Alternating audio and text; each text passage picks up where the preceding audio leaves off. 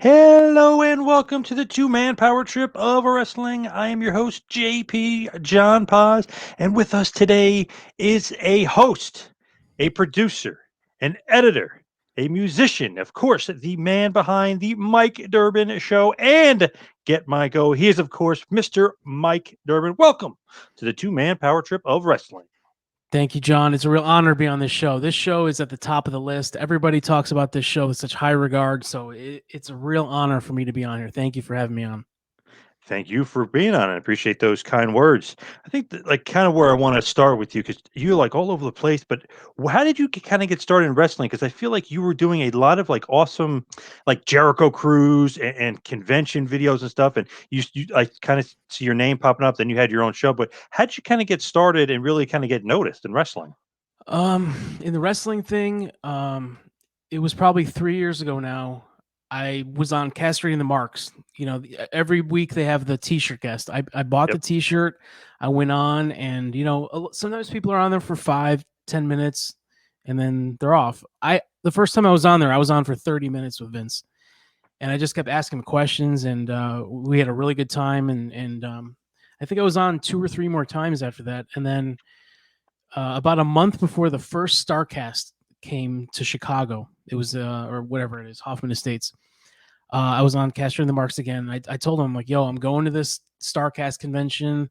I'm going to film a documentary because I do a lot of video work too.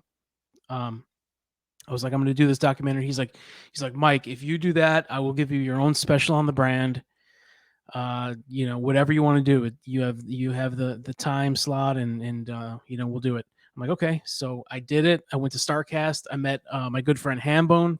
I met him there, and a few other friends were there. And yeah, I filmed kind of a mini documentary. And then what we did was I presented all the footage to Vince. We watched it, and then he added his commentary into that.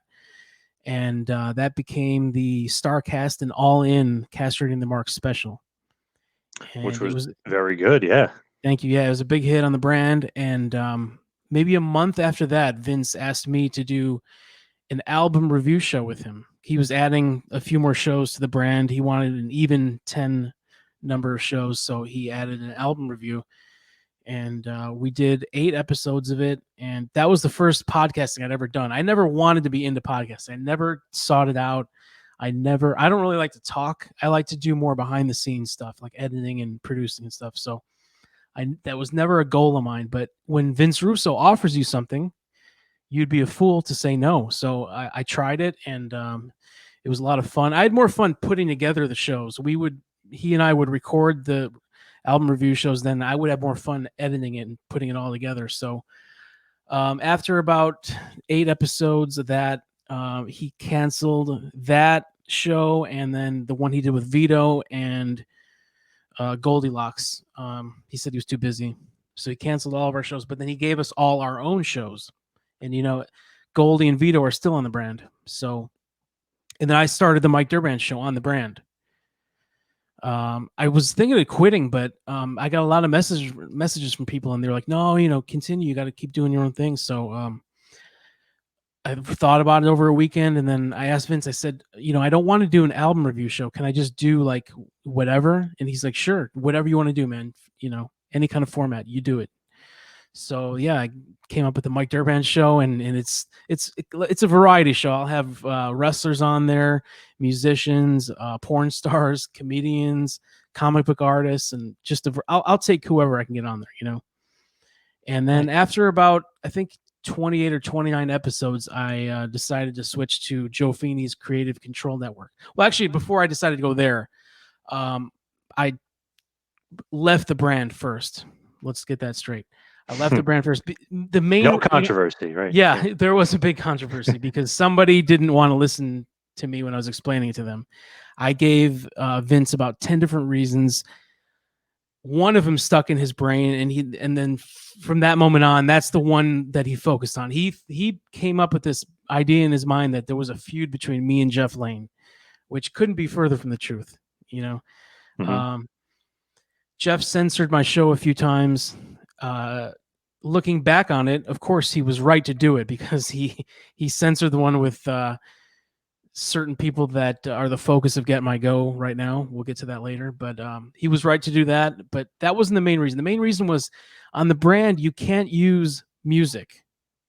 Right. Like, yeah, like, actually, you're not supposed to use them on any podcast, but on the Creative Control Network, anything goes. So we do what we want. So, I'd be interviewing a musician, or I'd be doing like a top 5, Aerosmith songs with somebody, but I couldn't add the music underneath. So it was a real pain for me to do that. So I noticed on the Creative Control Network, they didn't have that problem. So after about a month, I had 1 or 2 shows on YouTube after I left the brand, and then I just decided to go with Joe Feeney.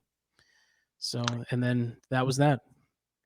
Now, Russo, and I mentioned this to Joe too, Russo always calls him Mike Feeney. Is he combining you two, or is he doing that for comedic purposes, or what? Why is it Mike Feeney? I think he called him Mike Feeney before I even went to Joe, to the Creative Control Network. I think it's just one of those things where, in his brain, like Alblum, he says Alblum. He's instead of asking someone a question, he asks them a question. Yep. Acts. Yep. It's just one of those things that I think it got stuck in his brain that the guy's name was Mike Feeney, because there was also a parody account called Mike Feeney. I don't know if that came after or before, but yeah, he I don't know if he combined my name with Joe or whatever happened, but for a while it was Mike Feeney, and that was even when he'd go on Keeping It 100, he'd call him Mike Feeney, and I could tell it wasn't for comedic purposes, like that's what he actually thought. But somehow, like last night, we were on Twitch with him. Me and Joe were on with Vince, and he called him Joe every time. So I think nature has corrected the course. Yeah. So when you left Russo, you said there was a little bit of controversy there, but there was no real heat with you and Russo, right? I mean, you guys are still tight. You guys still do stuff together. There was okay. Big heat, yeah. So I told him, I talked to him on the phone, and I talked to him for a half hour. I said, I'm gonna leave the brand. There's this many. I told him the 10 different reasons, and again, he fixated on the one reason that that I mentioned, that Jeff censored my show, and to him that was it. So then a month later, it was 4 weeks and like 1 day went by, and I announced that I was going to the Creative Control. When he found out about that, I think he found out on Konnan's show. Like Disco Inferno told him. So Disco, like, he just needles people. Yep. And he made a joke about it, and then Vince just went fucking crazy, and he cut up like a 10-minute vicious promo on me, and thank God Joe did not air it. So it didn't air on the show. It part of it went up on the Patreon, but Joe thankfully pulled it. So yeah, so then I think there was heat for about maybe 3 weeks after that. Well, actually, after the Keep It 100 thing, the next morning Vince was on That's Life, his religious program. Yep. And he talked for a half hour about how there was someone that he gave the opportunity to, and he wanted to mentor me and all this. And he built himself up as the big baby face, and then and then I just turned on him and left. And then I'm like, dude, that's not what happened, So, and I knew when that episode went out, I was like, there is about 50% of the brand that's going to turn on me, and they're just going to be trolls. And sure enough, I was right, and that's what happened. So, but then I had the other 50% was like, this guy is he's doing you wrong, and they were very supportive. So yeah, there's always good and bad. Definitely. Now, just to backtrack to like you working with Russo doing that Starrcast stuff, were you actually like a big fan and liked attending, or you literally were going to almost like people watch? Because a lot of those fans aren't really fans; they're like lovers and marks, and they're almost overboard to a certain extent. Some of those fans. I would have gone anyway. Like, I'm not into that. It wasn't even AEW at that point. It was like, Cody and the Bucks and those guys. It wasn't officially AEW, but I went to All In also. Like, I was just curious, what is this new thing, that's going to be here? And Starrcast was, they had a lot of the old guys there, and that's what I'm into. I'm not into any new wrestling. I don't like any of it. I don't like any of the new wrestlers. Yep. I can't stand them. So, but Conrad had all the old guys there too. So that's what drew me into it. So I went to it as a fan. Even if I wasn't going to do the video, I would have gone anyway just to attend it and have fun. So Do you Go ahead. find it though weird that like okay, all the old wrestlers are there, but the actual guys that cover wrestling are there too? Did you find that a little Yeah, strange in your I time there? wasn't too familiar with them. The only thing I knew about those guys was from Russo's show from Caster the Marks. I've heard all these guys on there, for about a year at that point. And then I met them all. I met Meltzer. I met Bruce Mitchell, Brian Alvarez. Brian Alvarez, very nice guy. I'll give him that credit. And Yep. Wade Keller, the nicest guy, Yep. such a nice guy. And Wade let me interview him. I interviewed him for about 10 minutes. Very very kind person. I interviewed Ryan Satin, and he was a really nice guy. So it was kind of hard. I was there. I kind of went there to try and like ambush them, but then, they're really nice guys. So it didn't turn out as I hoped. But the fans, man, that was eye opening because I didn't really go to indie shows at all, or I never went to a Ring of Honor show or anything like that. So I had never really been around that certain type of fan before. So that was very eye opening. And another guy, Mike Johnson. I know Russo has this problem with, but he's a nice guy too. But I feel like all those guys maybe get a bad rap, but when you put them in the context of castrating the marks, it's hilarious because some of the stuff they say is just obviously outlandish. And Yeah. I like Alvarez. I think he's funny, he's nice, and he's like a charming guy. But some of the stuff he says, you're like, oh my god, like, whew, Yeah. you got to get roasted for some of that stuff. Yes. Yes. So when you put together, like, let's just say the video, was that you with Meltzer and the tongue and that whole thing? Did you put that? Okay. So when you're putting that together, are you like doing it for comedic purpose or you're thinking like, okay, Russo's going to love this. I got to put it out there. Or you're like, oh, this is hilarious. I'm going to throw it out there. I knew in my mind, other than the documentary portion of it, I wanted to do like a highlight film for myself. Like whenever I go on a vacation or if I go somewhere or do anything cool, I always do like a highlight video if I bring my video camera. So I was going to do like just a highlight montage with, a song with one song in the background. And I'm just filming random, I go to different panels and I'd film a little bit here or there. And I just walked into the what I don't know what they called it, like the big four or whatever it was. It was Meltzer, Alvarez, Keller, and Mitchell. And I'm just filming. I was pretty close to the stage, and I'm filming, and I'm looking at Meltzer, and I'm seeing this tongue wag. I'd never watched videos of the guy. I didn't know that much about him. I've heard him, of course, but I've never really watched him. And I'm like, this guy is bizarre, man. So I was zooming in on him, and I caught this. I have a few of them on video, but there's one. It's become a GIF or GIF since then, and it's the tongue, it's the laugh, and then the tongue wag. Mm-hmm. And then I tweeted that out at some point, and Bischoff retweeted it, and it got like 60,000 views like in a couple days. It was some insane number. So, and that was part of the documentary. So yeah, Russo loved that part. Hey, look at that. You got, a little notoriety from that. Yeah, for sure. Yeah.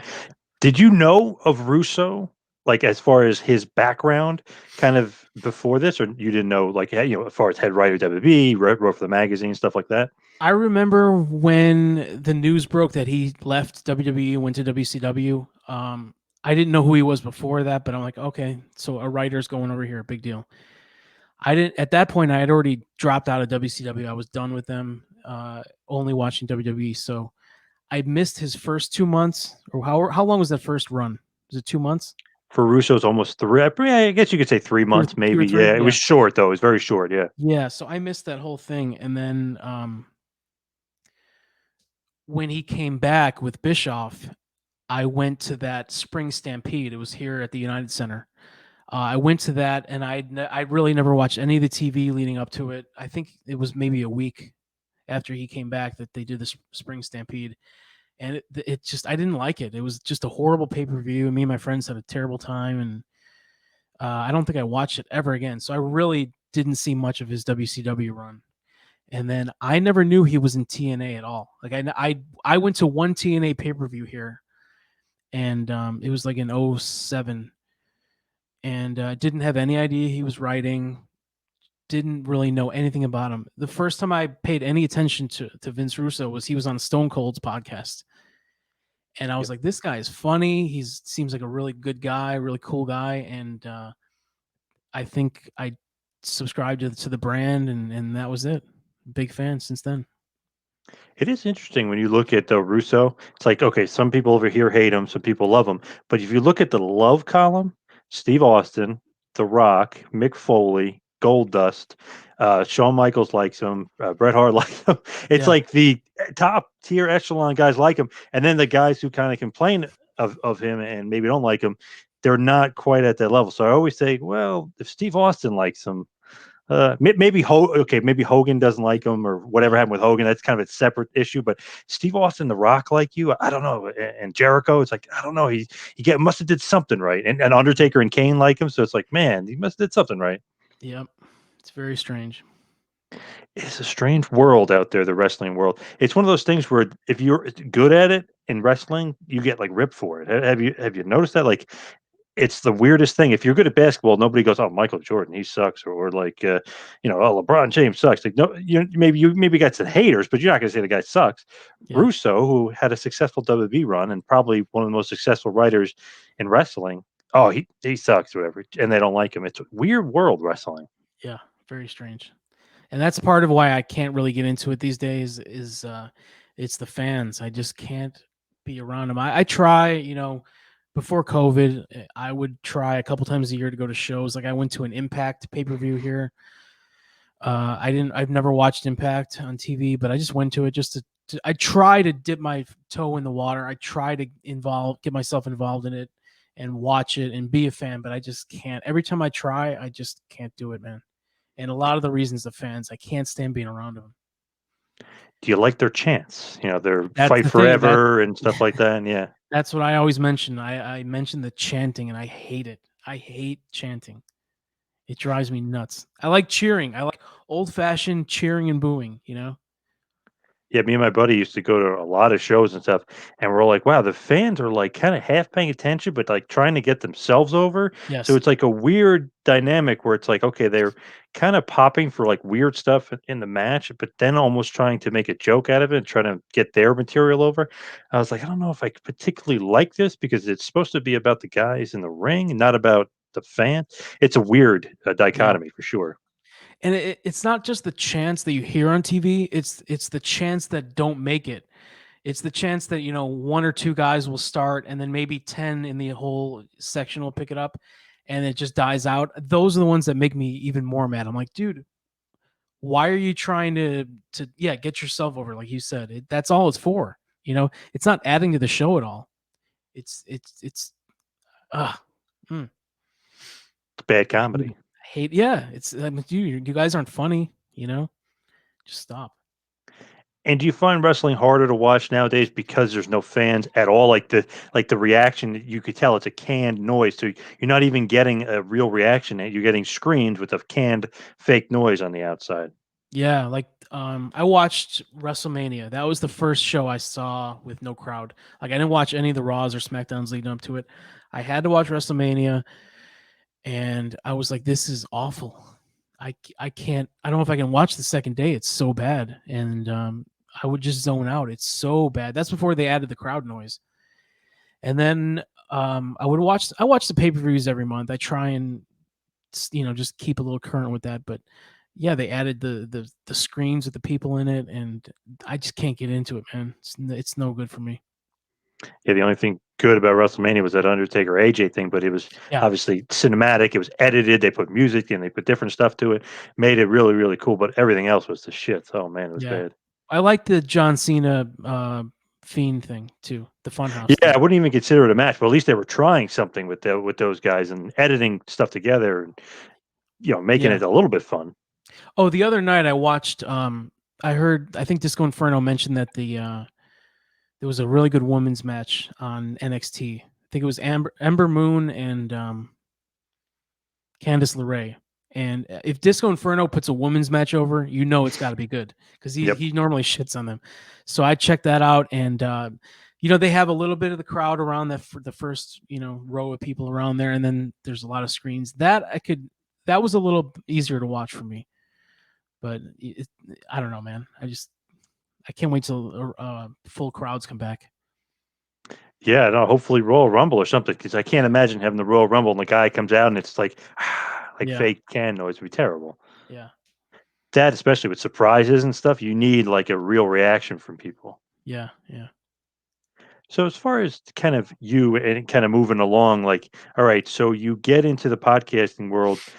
How did you kind of become more proficient at editing? Did you go to school for editing? I know you said you do it for fun and stuff. Like, how do you kind of get good at it? Because you've gotten really good at it. Thank you. Yeah. I've been editing videos since I think 2003. I always had a video camera, even when I was a little kid and a teenager. I always had my own video camera, and I would always film, stuff with friends or whatever, vacations. But I wasn't ever able to edit it until I got a MacBook. I got a MacBook Pro in 2003.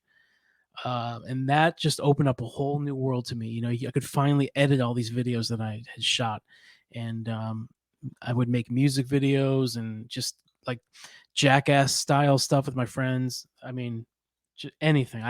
I loved editing videos back then, and still do. So that was what, 17 years ago. Yeah, never went to school for it. Everything, it was all self-taught. I learned it all myself. So Pretty impressive thank self-taught. you. Yeah. So did you ever want to like go to school for it? Because it seems like it's kind of been a passion of yours. It's just, I guess, kind of just doing it, I guess, really kind of makes you good at it. If I could go back in time to, a 23-year-old Mike, and I would tell him, go to Columbia University here in Chicago or wherever, Art Institute, learn how to really do it. And then I would be involved in that world right now. Hey, but look at now, you're editing and you're doing great without it. Really, you think Yeah. about it. Yeah. And you know what? If I was doing it for a job, I think I would learn to hate it. Like, my uncle is a professional photographer. He's done that all his life for 50 years. He has gotten to the point where he hates the sight of a camera. Hmm. He just hates it because he's done it for so long. So I don't ever want to get to that point where I would hate, making my own videos and stuff. So for me, it's a hobby. It's a passion, and that's it. I have made money off it. I've made a good amount of money off, side work, video work. I'm also a photographer. I've made some good money off that too. So, but I never did it full time. So after Starrcast, I think, did you go on the Jericho Cruise and film something there Yeah. too? Okay, That was so like how 2 did that months go? after that. It was well, I had the plan to do like another video on the level of the Starrcast one, but I got on, I'm on the ship, and the first day I'd walk around with my video camera. I had my professional microphones, and I was all ready to do it. I'm like, I was by myself, and that it's really hard to do. Like, Starrcast, I had a friend with me. I had Hambone with me half the time, and then I had another friend the other half. And if you can have somebody film you, it's a lot easier. But I'm walking around the cruise ship, and it's just, I couldn't. I just didn't want to do it. I wanted to enjoy myself and have a good time, and didn't want to spend the whole time, carrying this stuff around with me, walking up and down the ship. So yeah, I put the camera away, and I would film. What I did was I filmed like for the music montage video that I made, and that you can check that out. It's youtube.com/Mike. Yeah, youtube.com/Mike Durband. Scroll down and then you'll see it. That turned out really good. It's like an 8-minute video. There's 2 Fozzy songs. It really captures what I did on the cruise, and it was a lot of fun, man. That I do not regret going to. I had a really good time on that. Are you more of a Fozzy guy or more of a wrestling guy as far as like the cruise? Okay, so the cruise, like, what did they have on that first one? It wasn't AEW, so I think it was Ring of Honor, I think. Yeah. Yep. But it was the Bucks. They had like a Ring of Honor tournament, and 90% of these guys, I had no idea who they were. Like, I didn't really know who the Briscoes were. This guy Cheeseburger. They had a lot of just these names I didn't recognize, and you know what? A lot of them are these little guys. Like, I'd bump into them on the cruise, and I'd be like, "Dude, you're smaller than me. I'm 5'7". I'm not a big guy, and these guys are all like my size. I'm looking them eye to eye. I'm like, how are you a wrestler, man? So yeah, I watched a couple matches on the ship, and I could not get into it. The only match I enjoyed, and I watched the whole thing, was the Bucks and Jericho versus Cody, Kenny Omega and maybe Hangman Page. I think that's what it was. And that was a good match. So that's the only wrestling match I enjoyed. You enjoyed Fozzy though, right? I did enjoy Fozzy. I was never a fan of theirs before that. I never got into their music, but they put on a really, really good.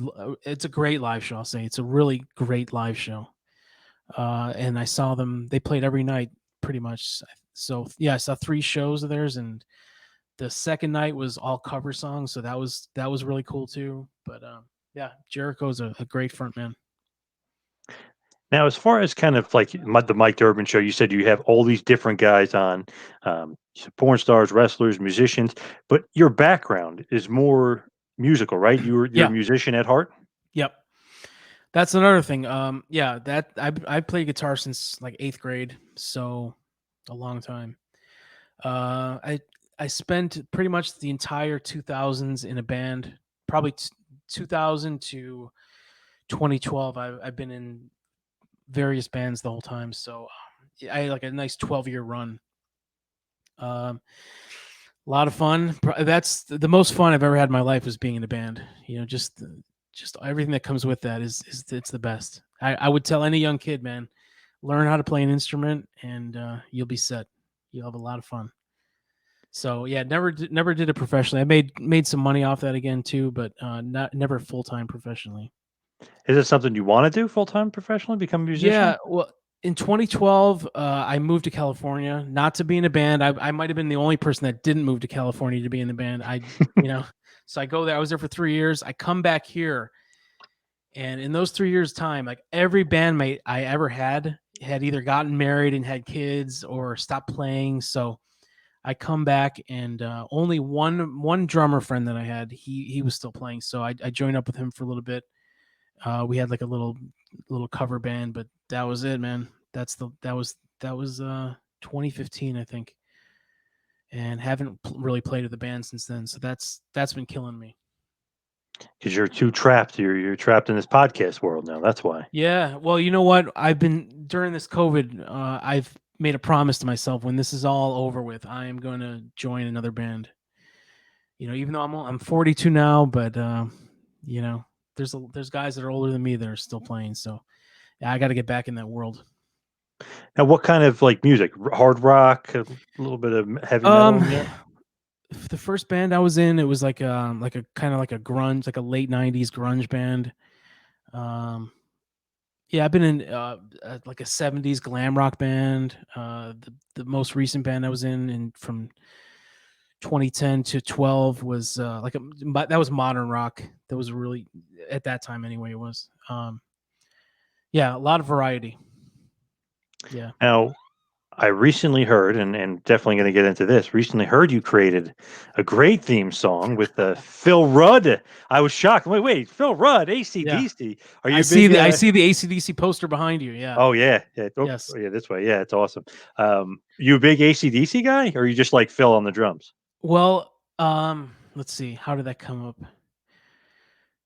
I was listening I heard TNT like maybe a couple months ago. TNT, and I'm thinking, Get My Go, which we'll talk about that. Get My Yep. Go is the YouTube show that I've been a part of for 3 or 4 months now. I wanted to make a parody song or a theme song. I wanted to make like a theme song for the show, and it couldn't be.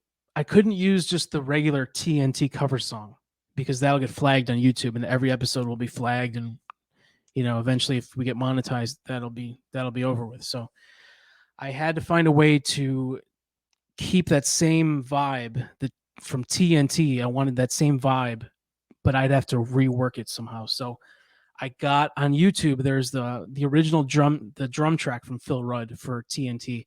So I got the drum track, brought that into GarageBand, and I re-recorded everything else on top of that. And I changed the melodies and the notes and the riff a little bit. I tweaked it all just enough so it's not a copy. So yeah, the song is called GMG, and it's pretty much TNT, but musically it's just different enough. And then what I did was I've been collecting the Johnny Podcasting. That's the guy who we parody on Get My Go. and we review his shows. I've been collecting the sound clips of his, we've reviewed 25 of his shows already, or more probably, actually. And I've just collected all these sound clips, and I strategically placed them in the song, and people love it. So yeah, the minute it dropped, everybody just loved this song. So Is it hard to do? Because to me, it would be like, wait, you got to cut out the drum tracks, put this and put that, and how long does that take to do? And is that a hard thing to do? Because it seems to me, pretty damn difficult. yeah, it wasn't easy. Like, I'm not, I've been in a lot of bands. I've recorded at least one album with every band I've been in, so I have a lot of time in the studio over the years, but I've never done it myself. I've just gone in and played my bass parts or whatever, or the piano, whatever I did for that track, but I've never had to record it myself and edit it myself. So that was a learning experience for me. So I'm glad I did it. I'm going to do it a lot more in the future. So So what I take the whole, I have the drum track. It's one long file. It's like a 4-minute file. I drop that into GarageBand, and then I think I added like the first guitar, play that whole thing through, and then just add on there. I just add layers and layers of guitars on there. And then when I'm done with that, I'll put a bass track in there. And then I did some background vocals on it. And then when that's all finished, then I bring that into another program, and then I put the sound clips in there. And that took a long time.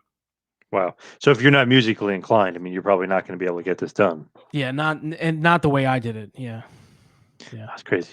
Now, since we're talking about it, I got to ask you about it. Of course, talking about Get My Go, which is a big popular show. It's you, Yuzi, Mike, aka Joe Feeney. Obviously, Jeff Lane's been on there a few times. So this show, and I got to ask you this, and I asked Joe Feeney about it. He gave me a great explanation. But this show, which is about John Wanglin and his show, Yeah. are you? And I just keep in my head. I'm thinking about this. Aren't you going to make him more popular by keep bringing him up and keep? Is that a theory, or maybe I'm crazy, or is that a fear? That's what Vince said to us last night. He told me and Joe that on his Twitch. He's like, you're giving the guy the rub, kind of. You're gonna, Free publicity, yeah. Yeah, you're making him known to people who wouldn't ordinarily. He's like, nobody will know who this guy is, but you guys are making him a name. And I'm like, you know what? That's fine. His shows are so terrible. Everything that he does is so bad that there may be 0.001% of people that check out his show because they heard it on ours that will actually enjoy it and be like, okay, I'll subscribe to him. I like his stuff. I'm going to listen to it. His show is it's those shits. It's awful. Every show that he's done like 400 shows. If you look on his feed, Oh my god, they're awful. They're the worst podcasts ever. And the thing, I'm not saying I'm great. I'm not saying I'm good. You will never find anything on my shows or anything that I've ever done where I praise my own podcasting ability or hosting ability. I've never said anything positive about myself as a host, as a speaker, as a podcaster. But I'm telling you that this guy is the bottom of the barrel. He is the fucking worst of all time. So there's nobody that's going to listen to his stuff and be interested in it. It's not possible. So we're not worried about that at all. And, if 10 or 15 people hear our show and they go check his stuff out, it's not enough where it's going to get him sponsors or anything like that. It's not going to bring him to that next level. So no, we're not worried about that at all. So how do you kind of like know him, and where does this kind of start from, and where does like the genesis of all this begin? We were all friendly at first. I think he was on Joe's network. That's how he was on his own first, and then he went to Joe's network. He saw Joe's business model. He saw Joe was a success, and he probably thought, I can do that. So he broke off from Joe and started his own thing using Joe's exact business model, and then copying some stuff from Russo too. Like, how Russo is the inspirational program. Mm-hmm. Yep. Russo had a show with his son for a while, so John had a show with his dad, and he just copied like everything that Vince had with Joe's business model. He even charged people the same amount that Joe charged back then, for hosting. Mm-hmm. Yep. So at some point, I think Husey and John might have started just like a friendly bickering back and forth.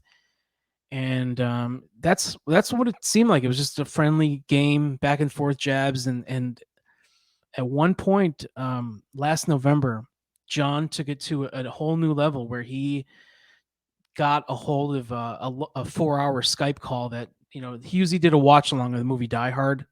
Mhm. Husey and Joe did it, and they called everybody in Husey's address book.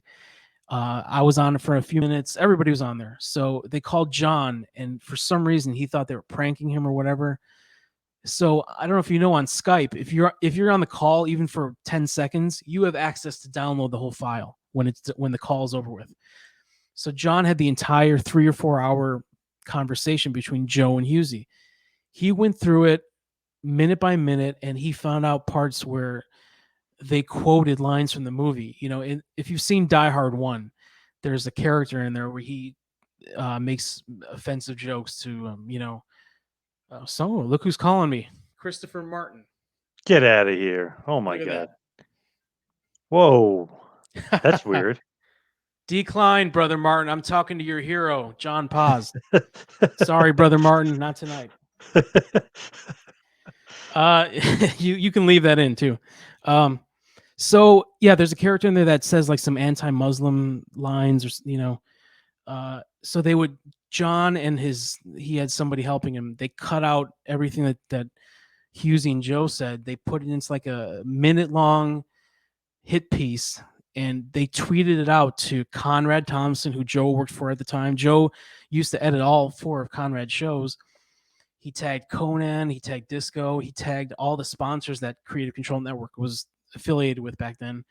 And he just tried to make it seem like Joe and Husey were, 2 racist guys. It was poorly done. When I saw it, I was like, this is real amateurish, but, this may cause some trouble. So Was at he that trying point, to steal Joe's business? Like, why did he no, do he's that? just trying to cause harm to Joe Wow. and to Husey and Creative Control. So at that point, I knew this was not a game anymore. This had gone to a whole nother level. So it went from a game to real pretty quickly.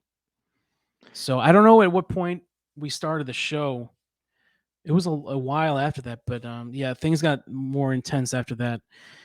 And at some point, two of John's hosts on his network left because they figured out this guy had been buying downloads, and just everything behind him is just he's the man behind the curtain. He's the Wizard of Oz behind the curtain. He's all fake. So I mean, buying downloads, using click farms. He had a YouTube channel where they talked about wrestling figures, and we saw over one afternoon he went from like 50 subs to 2,500 in an afternoon, and then it went back down to 2,000.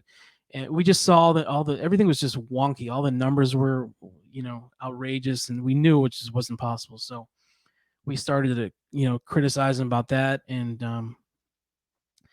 it just got more and more. And 2 of his guys left. They saw what was going on. They left. They wanted to do a show. They asked Joe, "Can we come on one of your shows and tell our story?" So I said, "You can come on my show and we'll do it." So we had these 2 guys, Rad Rob and another guy that Oh, I know Rob. Yeah. Oh, yeah. yeah, Yep. Rob. And there's another guy that has since disappeared. But they came on my show, and it was, I think Husey and Joe were on too. And we had a big round table, and they told the whole story. So that came on my feed. It was audio only. And the next thing you know, John is contacting Spreaker saying that, whatever. And the episode got pulled. Spreaker pulled the episode. And I think within a few hours, Joe had explained to him, no, this is from this guy. He's a liar and everything. So they put the episode back up. And I think we did one more audio episode, and then he might have tried it again. I forget the exact order of things, but at that point, I was like, you know what? Fuck it. I don't want this to hurt Creative Control. Let's just put it on YouTube, and, whatever happens, happens. And it became a video show. Right away, it was just, hundreds of people were watching it, and then I think it was until the 5th or 6th episode where I came up with the name Get My Go. It's from something he said. We're going through all his old clips, and I heard him say Get My Go. He said it a few times. I'm like, that's not right. It's Get My Goat. Yes. Yeah. Everybody knows that but him, and this is a guy that brags about having multiple college degrees, and he's 3 credits away from a doctorate, and but he can't speak. he can't complete a sentence without fucking something up. So it just that's one of the reasons we parried him. If he didn't boast so much and make up shit, we wouldn't we wouldn't bother roasting him. But because he goes so overboard praising himself and lying and the boasting, that's why we feel that we have to shut him down. Do you think you're going to run out of material? Because it seems like you would. Francine said that on her show to to Chad, and Chad's like, nope. There are hundreds of shows that this guy's recorded, so they will never run out of stuff. Plus, he's still putting out shows now, foolishly. So basically, you have access to all the shows then. Yeah. If you look on his feed right now, there's like probably around 400 shows that he's done over the past 2 years that we can. Oh, you mentioned that. Yeah, he's done 400. Yeah, okay. Yeah.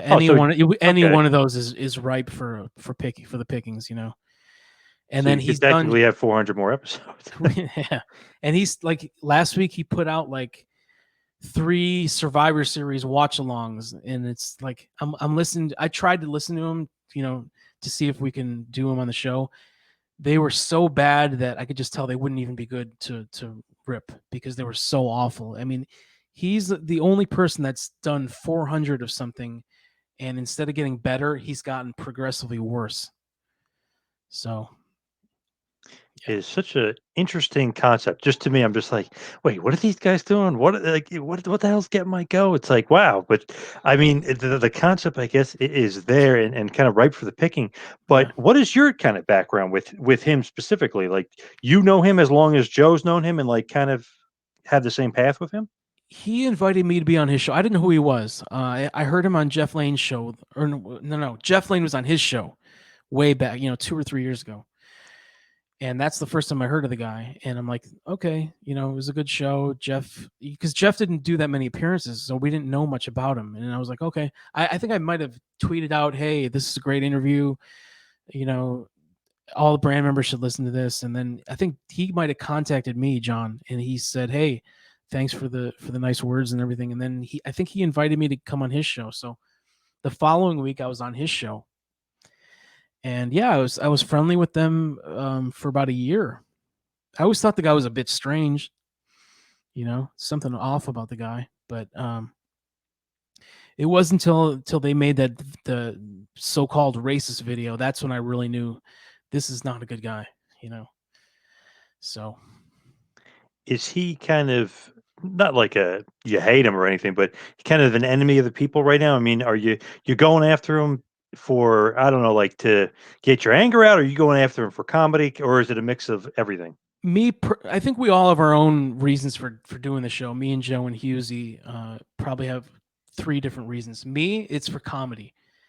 He never did anything to hurt my business. I'm not creative control. That's Joe. When he sent that video out, that was put out to hurt Joe and his business and his income. That's Joe's main job, So for me, it's more the comedy aspect that I'm after, And I like to edit video shows. Like that's what I really want to do. Like I've kind of stopped doing my own show over the past few months because I just love doing this so much more. I love the camaraderie of it. I love, Saturday morning, it's me and Joe and whoever else is on that week. If it's Jeff Lane, if it's Chad, Ben Hameen, we love doing it. And in my mind, I want to move on to different topics. Like we want, this guy JD from New York. Mm-hmm. Oh yeah. Yep. Are you a fan of his, or how do you feel? Not particularly. I mean, he's okay, I guess. I'm not too familiar, but of what I've heard of him, it's just not my style. I don't like that, like saying, he's fucking Alexa Bliss and like that kind of stuff. It's like, it's not really my style. It's just so negative and I don't know, trying to be controversial. Like, I guess wannabe shock jock is kind of how you could describe it.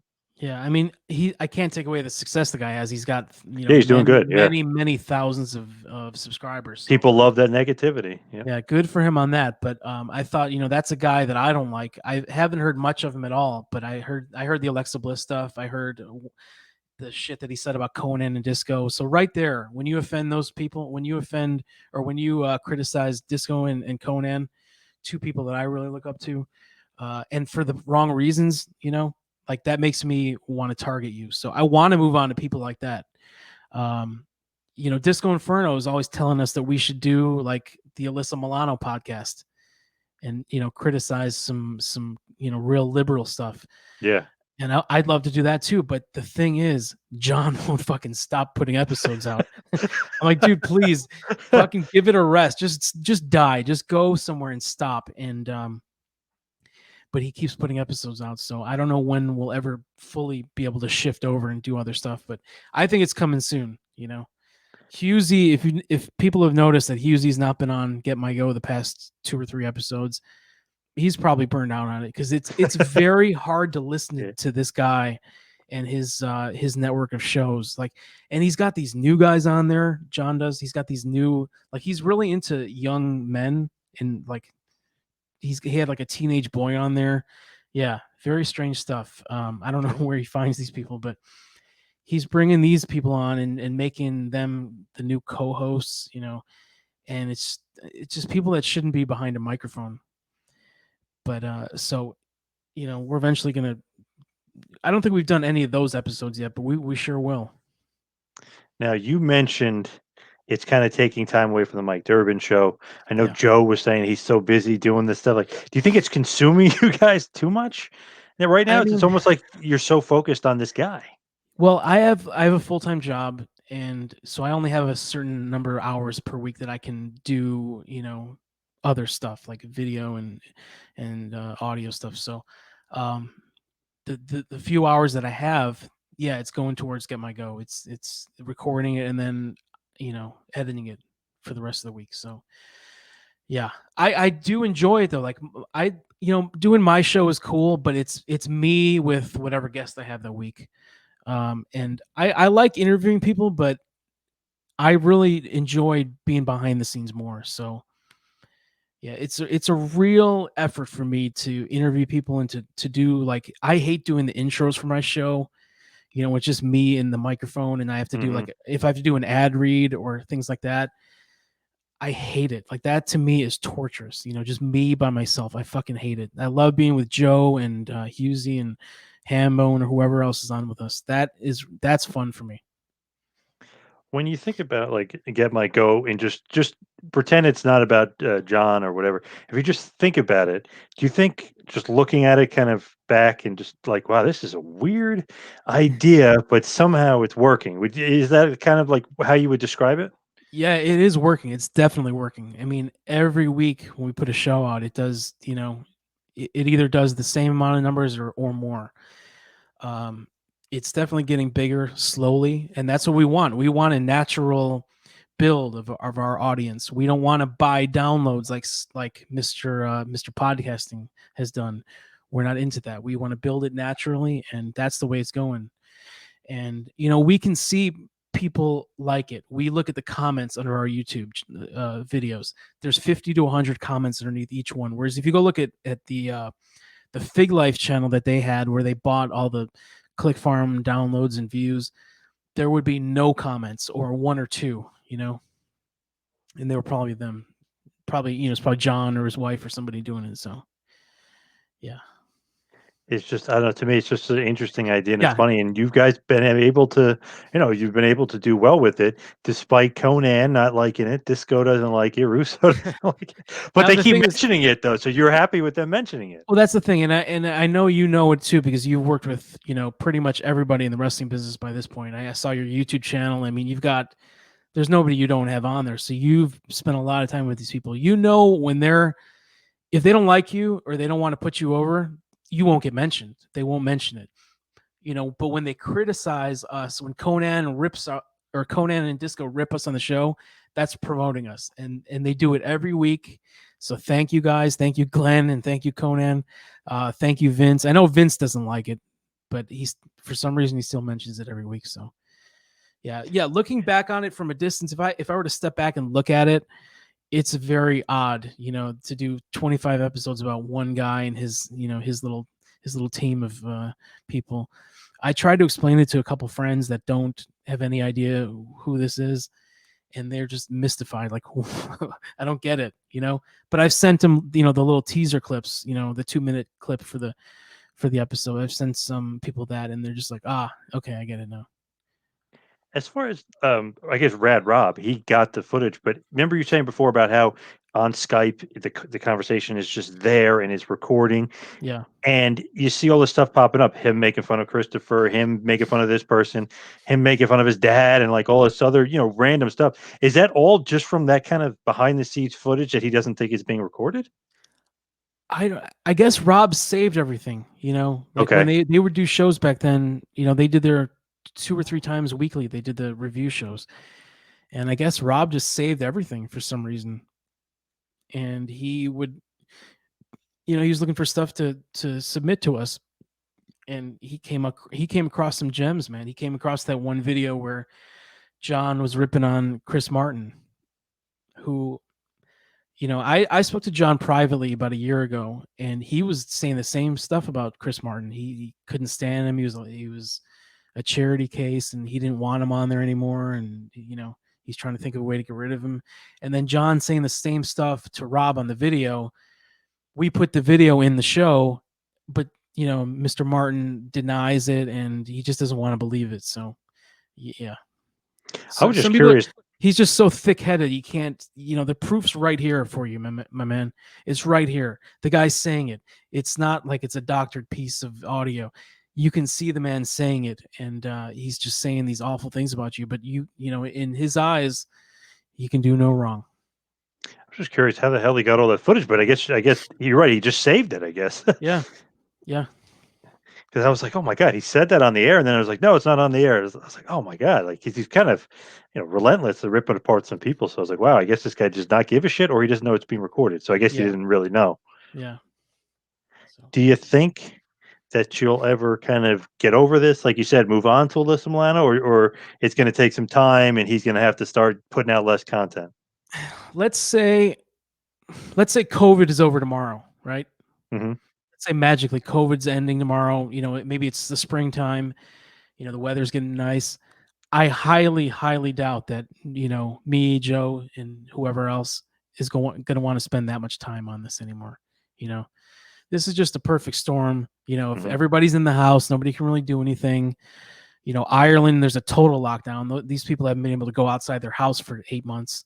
So, I mean, it's just we have a lot of free time right now. So, in a few months, we probably won't have a lot of, we want to be out doing stuff. So we may go to one show a month. Who knows, but I doubt it'll be at this level. And how did you and UC get connected? I guess was through Joe and through Creative Control because he's got a show on there. The first time I ever heard Husey was on John's show. Husey was a guest on John's show way back Wow. 2 Okay. years ago. Wow. And I'm like, this guy is funny, man. I can't understand a word he's saying, half the time. Yeah. Now I can. Now I understand completely. But, at first I couldn't understand a lot of what he said, because that accent. But he's hilarious. He's a very funny guy. The thing about him is he's so quick. Like he'll hear something and then right away he's got a reply for it. So some people have called him a genius. I think Jeff Lane called him a genius, and he's right. I mean, the guy he's on another level. Comedic genius, but comedic timing. Yeah, definitely. So as far as kind of Joe Feeney and Creative Control and kind of getting back to things, do you want to do more? Like, do you want to do more wrestling? Do you want to expand your brand? Like, what are you thinking about for yourself? Do I want to do more wrestling? I don't want to be one of those negative people like JD from New York. Negative. John Wanglin, when he does his wrestling stuff, negative. All he does is shit on WWE. I don't want to be like that. And if I was just doing straight wrestling shows, that's how it would be. I'm not into it at all. I could go and, revisit some classic stuff, but I don't really have too much to say about it. I mean, I love old wrestling. Just before we came on here tonight, I was watching a Nitro from January of '98. Nice. Do I want to go do an entire show about that? No. Could I? No. I'm not. That's not my skill. I'm not really skilled at talking about something like that. I would love to produce a show like that. You know, Are you a big WCW fan? back then, yeah. Oh yeah, That was your yeah, favorite, or more of yeah. an old school WWF guy? I'm like an 85 to 90 WWF, and then 97 to probably 2002. Everything that era, I was into everything. So, um, and then over the years since then, on and off, like when CM Punk had his run, I was into that. I was going to every show at that point. And then when he left, that's kind of when I lost interest. So Damn, that was yeah, a tough departure. He just literally up and quit and walked away. But yeah, he did have a good run there for a little bit. It was kind of surprising. You didn't think he'd get the ball and run with it, but he had the title for 434 days and everything else. Had yeah, a pretty nice little run. yeah, it was awesome. As far as kind of favorite wrestlers of all time, do you have some? Yeah. When I was a kid, it was Brutus Beefcake. Have you had him on? Yes, Yeah, yes, yep. And I've actually worked with him a few times for autograph signings. He is a crazy bastard, he is, man. And dude, he but was in a fun way. In a fun way, though. yeah. I mean, I loved Hogan. Everybody loved Hogan when we were kids, but Brutus was my guy. The Warrior. Who else? I liked the Rockers back then. A lot of the faces. I wasn't really into heels back then. Let me think. Who else? I like Bret Hart. Even when he was just in the tag team, I was a Bret Hart fan. Um, Jake the Snake, of course. And then Attitude Era, it was at first it was Hogan, the Hollywood Hogan. It was the NWO. Like I love the NWO, you know. And then I didn't start watching WWF until WrestleMania 15. We were all Wow. me and my friends were like diehard WCW, and then one of my friends, his girlfriend was into WWF, so we got WrestleMania 15. We all watched it, and I was like, "This is fucking good stuff." So we started watching both, and then I think right after the finger poke of doom is when we kind of stopped watching WCW. Like slowly after that, I think maybe Mhm. that by that summer of '99, we phased out of that, and it was just WWF at that point. If you watch very closely, WrestleMania 15, when The Rock and Steve Austin are brawling in the crowd, he does fall on me and my brother, The Rock. No He gets way. yes, yes. You have to get very close, though. I actually have on a Hawaiian shirt. I believe I have an Austin shirt on and a Hawaiian shirt on over it, and you can actually see they fall right on us. And I'm patting them both on the back and stuff. We were basically first row back then. It only cost $400 for first row, and I got to keep the chair, which I still have, which is awesome. But that's one of the things I used to pause the tape. You could see me kind of and my brother, and they fall right on us, right as they fall into the crowd. I was like, oh man. Now, So WrestleMania 15 was fun. if that was in high definition, you would really be able to see yourself. Yes. Yep. Yeah. Now, I went to, I think it was No Mercy '07 here at the Allstate Arena, and you can see me and my girlfriend at the time. We were in the second row, so you can see us on there a bunch of times. Now, the problem, not as often as it would have been if it was HD and widescreen. It Yep. widened out. Back then, it was only 4:3 aspect ratio, so we're like on the edge. So a lot of times we're not quite visible. But if it was HD, we would have been on the entire show. There's a lot of parts during the Beth Phoenix Candice match. I think that's who it was. Whenever they go up in the corner, like we're on there, you can totally see us on there. So No Mercy '07. That was the Punjabi prison match. Oh God. One of them. Yeah. I Yeah. think it was Batista and Kali. So we were on that one too. So yeah.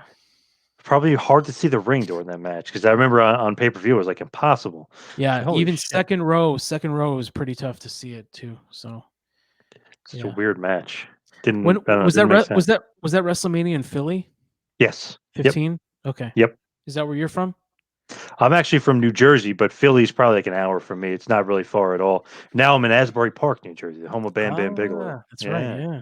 And Bruce Springsteen, right? Yes, everyone always Yeah. says Bruce, and I always correct. Says, "Come on, Bam Bam Bam Bigelow Bam. first. Yeah. You got to say Bam Bam first." But yeah, Philly. We used to go to all the Philly shows because it's only like an hour drive, so it's not really, and it's not bad. It's a nice smooth drive. So we went to a house show earlier that year where they were giving out like a little bit of a, not a ticket, but they give you like somehow.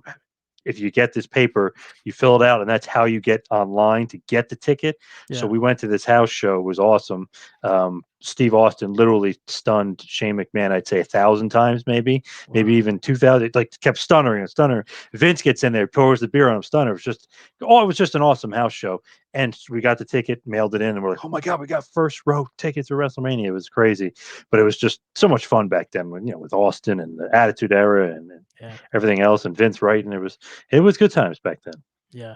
It's not the same. Like I think the last show I went to was I went to a house show in Rockford, Illinois, and it was a lot of families. Sunday afternoon house show, and I had front row, um, and it was fun to be in the front row. But I'm just like, this is not what I just don't have the passion for it like I used to. So the only thing I do enjoy going to now is, have you heard of Shimmer? Yep, Yeah, females. Yep, yeah. women's wrestling. Yep. So I think they do their two sets of tapings a year here in Chicago, and I discovered that like 2 years ago. I was really late to the party on that, but that to me is enjoyable. Like just being in that little, it's like a VW hall but smaller. It's hmm this really tiny venue, and it smells bad, it looks shitty, but um, it's just a good energy. And all the girls on that, they fly in girls from everywhere. Every women's wrestler that you know now on TV, 95% of them have run through Shimmer at some point. So it's just cool to see these girls in this tiny venue, and then in a year, 5 of them will be on TV. Like I saw Shotzi Blackheart's last match, Britt Baker her last match, a few other people. Tessa will still come in every once in a while. Actually, she's been there every time. They'll fly her in. Um, yeah, that's pretty much the only thing I enjoy these days. I like those venues. I remember I used to go to ROH. I mean, we're talking about like 15, 16 years ago, when they had the smaller venues and the energy and the crowd. It just makes the show so much better, and much better fans too. The kind of back then, they were a little bit more, I don't know, respectful, but they would get into the actual what was going on in the ring and stuff, and kind of add to the show instead of take away. Yeah, like the Shimmer ones that I go to, it's a real small crowd, and it's mostly guys, and you would think, oh, it'd be these real pervy, wrestling fans, but it's not. It's just, they're just nice people, and they're very respectful, and there's no chanting, which I love. It's just people that they're there to see a nice, just have a good time and watch great matches, and all the girls on those cards, they all have like, they're so invested in their character, their outfits. They've really defined characters, and it's amazing. That these most of them are indie girls, but they're so into it. So that's what's cool about it. Yeah, Shimmer's been kind of maybe low key to some people, but I think it's been a lot of like recruiting from Yeah, AEW and WB. Whoever is they're doing the recruiting, could be Regal or whoever. Definitely watches Shimmer because they get a lot. Like you said, 90% of the girls are from Shimmer, or at least have gone through there and wrestled through there. So yeah, that's for sure. yeah. Now, as we hit the wind down, head towards the finish, what has been your favorite part of the Mike Durband show? Like, who's been your favorite guest? What porn star did you have on? Is Disco Inferno? Is Disco the best guest of all time? I mean, what about Mike I Durband show? I don't know if I had like Felicia Rose is not a porn star. I wouldn't call her a porn star. She's a content creator. She has an Yeah. OnlyFans. Yep. Yep. She's on Keeping It 100 a lot. She does the intros. Yeah, I don't know if she'd want to be called a porn star or what. I don't want to offend her. She's very vocal. I She'll had her kill on. That you. was a Yeah. lot of fun. She was a great guest. I was gonna have a real porn star on at some point. And then COVID hit, and then I think they stopped doing she had like a YouTube show. What was her name? But it was somebody I knew. I forgot her name now, but I was gonna have her on.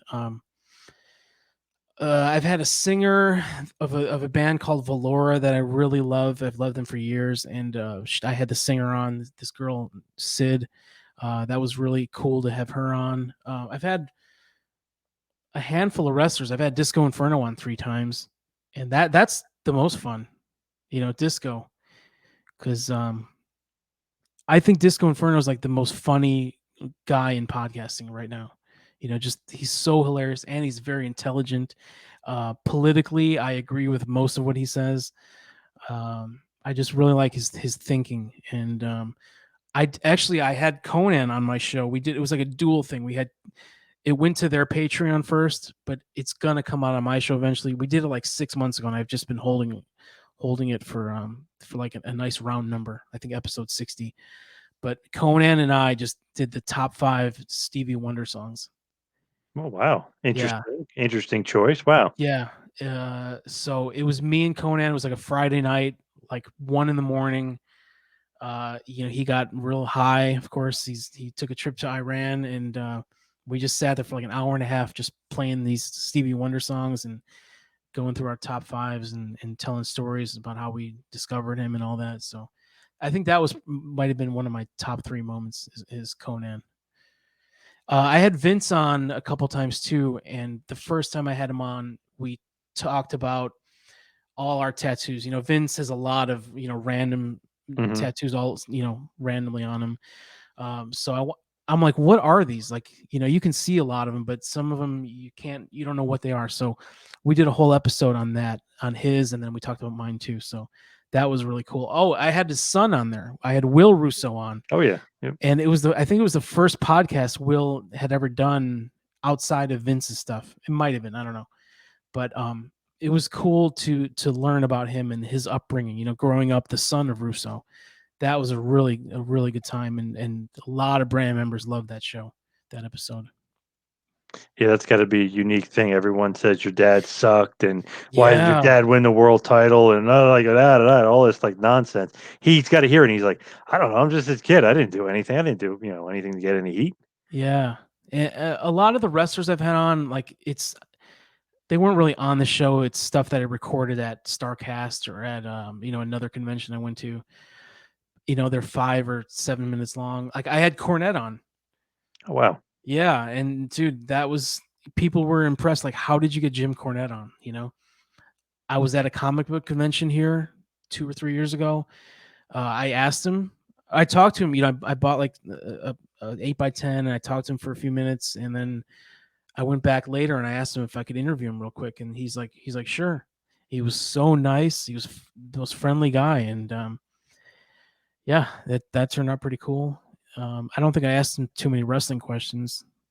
It was mostly just other stuff. Like I asked him about Wendy's and comic books and Yeah. things like that. So yeah, that was a pretty big moment for me to have Jim Cornette on. I feel like he gets a bad rap. I know him very well. He's such a nice guy. He did a lot of nice things for me. So I'm always like, people are like, oh no, he's an asshole. I was like, well, not to me. I was like, Yeah, I like him, and I was like, I think a little bit of it's for the air, a little bits of a gimmick. So I was like, yeah, I think people may exaggerate just a little bit. I think he's a nice guy, and that's awesome that you were able to get him on the show. yeah. So I may be one of the very few people that have had both him and Vince on my show, on one show, and to be friendly with both of them. So Yeah, yeah, that is quite the thing to do, because those two do not get along with each other. yeah. That's Another cool interview was Santana Garrett.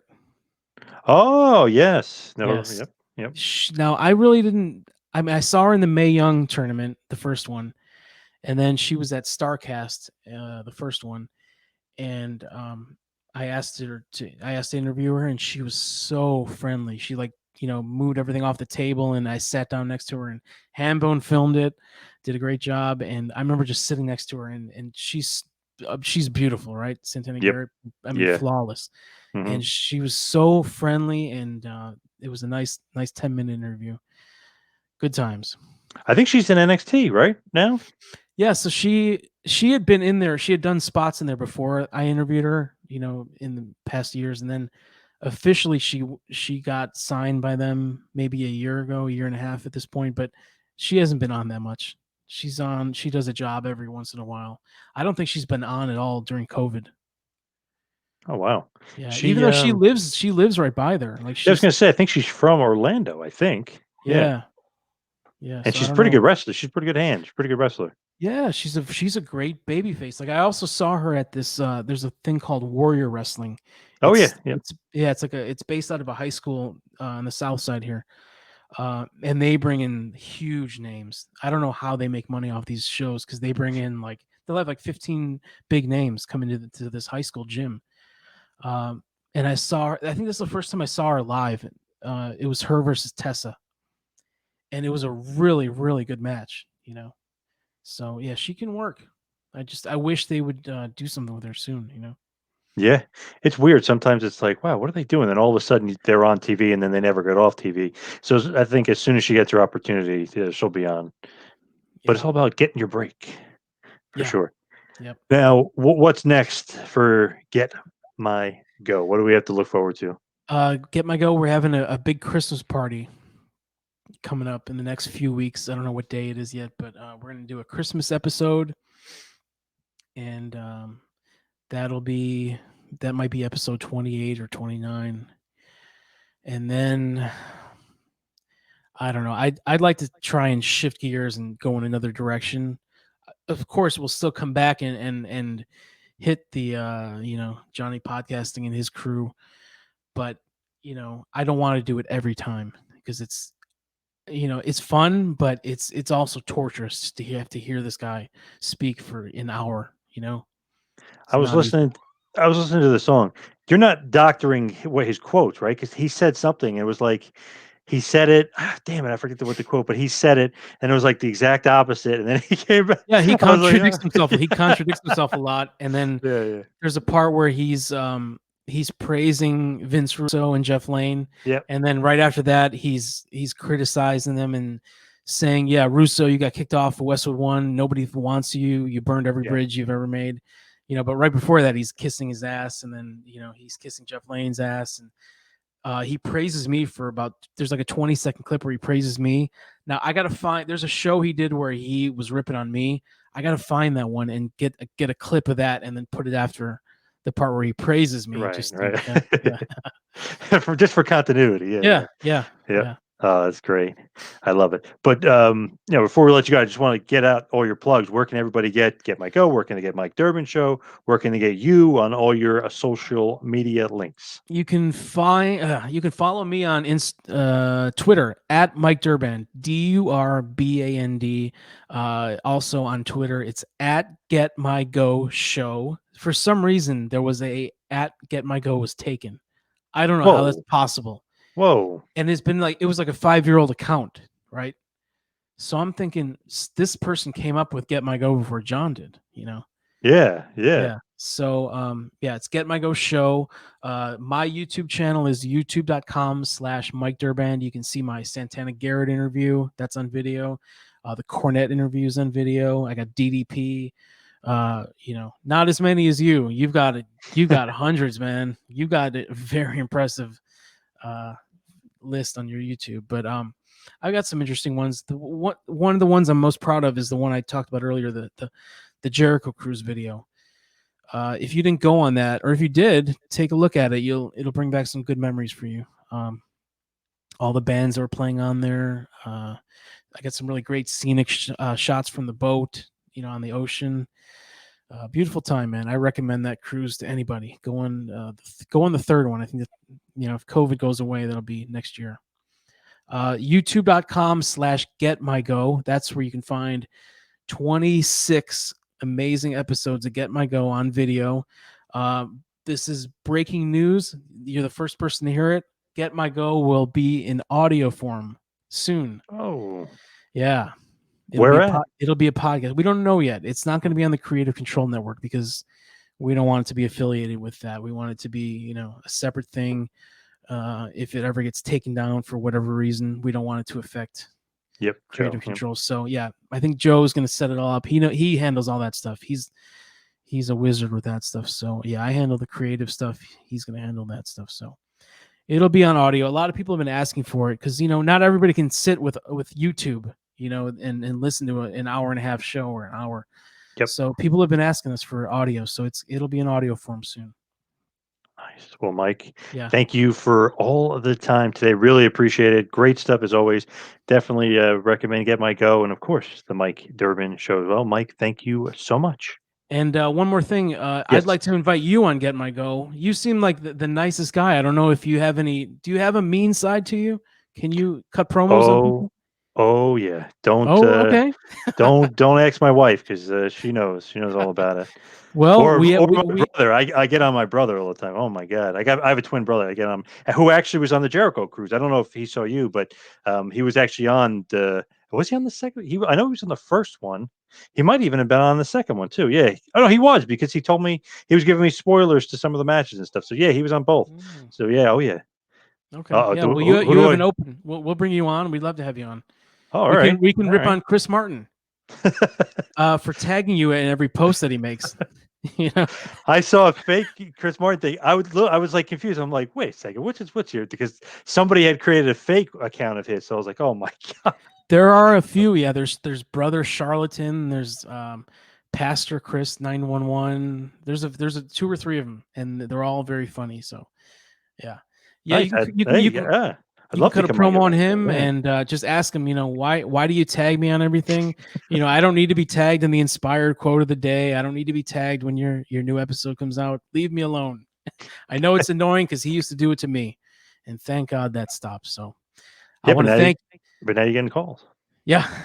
I gotta. Maybe I'll call him back. I'll see why he's calling me at 10 o'clock at night. So yeah, thanks for having me on, man. It's a real honor to be on your show, man. Thank you so much. No problem. Thank you for coming. Really appreciate it all the time.